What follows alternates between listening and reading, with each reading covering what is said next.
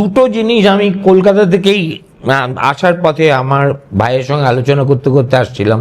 ও একটা খুব খুব গুরুত্বপূর্ণ কথা আমায় বললে আমার মাথায় ধরে গেল। সেটা হচ্ছে এভরিবডি থট যে এই ইলেকশনটা হচ্ছে নীতিশ কুমারের সোয়াংসং, অর্থাৎ এরপরে আজকে যেমন গতকাল যেমন ছটের সূর্যদেব অস্তমিত হলেন, নীতিশও সেইভাবে অস্তমিত হবে। আর উষা দেবী কোনো একটা জায়গা থেকে, তার অবয়ব কি জানি না, তিনি আবির্ভূত হবেন। কিন্তু এখন দেখা যাচ্ছে প্যারাডক্সিক্যালি যে it is Nitish who is leading the bandwagon. মানে any talk of eliminating Nitish এই মুহূর্তের পরিস্থিতি দেখে মনে হচ্ছে ইজ এ পাইপ ড্রিম।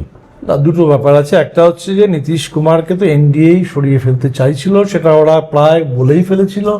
এবারে চাপের মুখে পড়ে আবার হয়তো কিছু বলছে, না না আমরা এখন সরাবো না ইত্যাদি। কিন্তু দ্বিতীয় যে ব্যাপারটা হচ্ছে সেটা হচ্ছে যে বিহারের মানুষ, তারা কিন্তু এই পুরো নীতিশ সরকার এটা সম্পর্কে আর আর অপেক্ষা করতে রাজি নয়। কেন? কারণ অনেক বছর হয়ে গেল না, 20 বছর হয়ে গেল। তাহলে অ্যান্টি ইনকামবেন্সি অবশ্যই অবশ্যই, যেটাকে এখানে বলে মানে সত্তা বিরোধী লহর। তো মানুষের মধ্যে বিরাট বিক্ষোভ,